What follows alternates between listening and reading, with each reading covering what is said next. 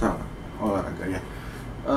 Aku baru kelar nonton dari MotoGP Qatar 2024. Jadi ini adalah seri pembuka, di mana seri pembuka ini kembali berlangsung di Qatar ya, setelah tahun lalu karena sirkuit ini lagi diaspal ulang. Jadi berlaga sekitar bulan Oktober, tapi sekarang kembali menjadi seri pembuka sekaligus mewarnai persaingan MotoGP lagi ya. Ya, untuk jalannya race sebetulnya Peko ya dari awal dia langsung ngegas. Dari dia kan di pole position, posisi ketiga atau empat, jadi dia langsung ngegas. Ya Martin agak keteteran gue bilang di race ini ya, karena Martin ini kan permasalahannya ada di fisik. Jadi Qatar ini agak panas, jadi gue bilang walaupun berlaga di malam hari, cuman masih tetap panas lah kan. Sekarang sekitar bulan Maret ya, udah masuk ke musim panas kalau di Qatar. Jadi dia secara fisik ini agak lemah, dan tadi sempat berapa kali juga lawan Binder ya. Cuman Binder gue bilang ini tahun ini juga bisa salah satu kandidat juara kalau dia bisa konsisten, karena dia juga gue bilang dari sisi battle yang tahun lalu ini dia ini gampang kalah ya, tapi tadi dia nggak gampang kalah, dan dia juga penuh perhitungan juga dari di cara balapnya. Lalu ada Mark ya, ini dia di posisi keempat dengan motor yang ketinggalan 1 tahun, dan ya setelah kemarin dia sprint race finish posisi kelima dan tadi posisi keempat. Jadi kelihatan banget ya perbedaan antara mesin 2024 dengan mesin 2023 ketika di jalan lurus. Itu bedanya hampir 1 detik dengan antara mesinnya Martin dengan Mark. Jadi gue bilang ya Mark gak punya cara untuk bisa deketin Ducati ya, Ducati spek 2024, kecuali di tikungan.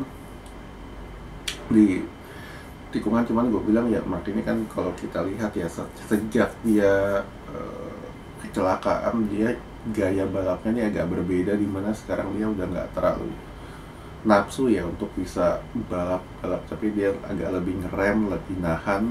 Dan tadi kelihatan juga dia ini agak lebih coba untuk nahan lah istilahnya, nggak terlalu ngegas-ngegas, karena dia tahu motor dia nggak punya power sebagus mesin 2024. Lalu kelima ya ada Alex Marquez, Marquez brother.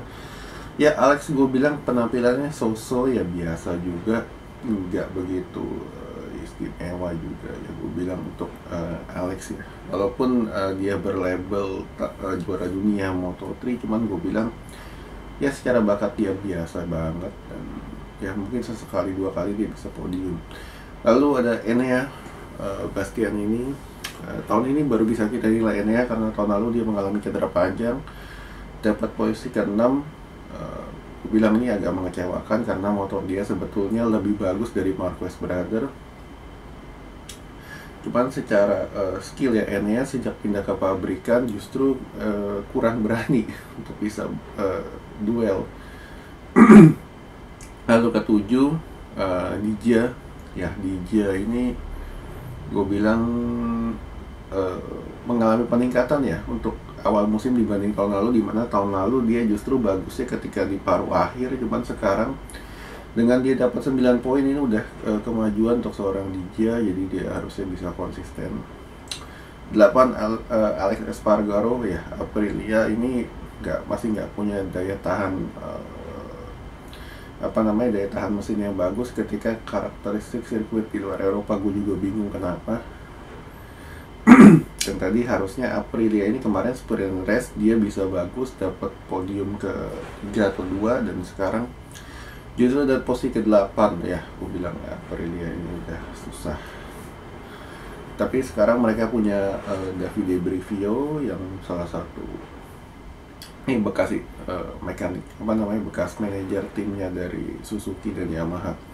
Lalu ke-9 Acosta, anak ajaib dari Spanyol. Ya gue bilang dia ini cara balapnya ya mirip Mark, perpaduan antara Stoner dengan Mark.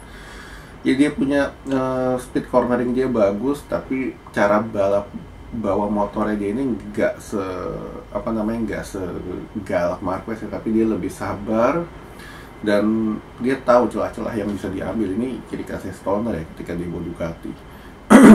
Cuman yang tadi menjadi permasalahan adalah seorang rookie, dia lupa manage ban, jadi terlalu bernafsu, sempat dapat posisi keempat dan justru dia hampir mengancam Martin ya sebelum ban depannya dia habis, makin melorot ke posisi 9. Cuman kalau gue bilang KTM ini beruntung banget dapetin dia, seorang bakal luar biasa yang tahun depan harus naik ke pabrikan gantiin Miller.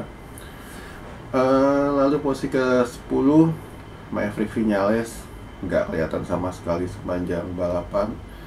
11 Quartararo, ini gue bilang posisi 11, 12 Zarco, 13 Rins, 13 Mir ya, 14 Rins. Ini gue bilang mengecewakan untuk pabrikan Honda. Nggak ada peningkatan dibanding musim lalu, dan tadi komentatornya juga dalam tanda kutip menyindir ya, dimana posisi ke 11 sampai ke 14 adalah Japanese Cup, karena ya betul-betul performa motor Jepang ini nggak ada peningkatan. Ya pembalap kayak Marini tadi nggak kelihatan juga, Marini yang lumayan bagus di Ducati, justru tadi ya Sunmori juga di belakang. Lalu ya yang agak mengecewakan juga ada Bezeki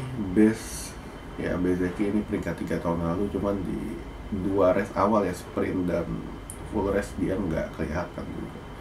Morbidelli gue bilang dia kalau nggak salah cuma dapat kontrak setahun ya bersama Pramac, jadi ya tahun ini tahun penentuan dia, dan dia nggak, walaupun dia baru sembuh dari cedera, cuman gue bilang Morbidelli ini tahun ini tahun terakhir lah, dimana tahun depan ini banyak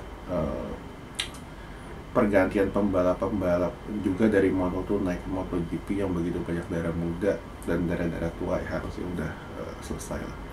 Oke?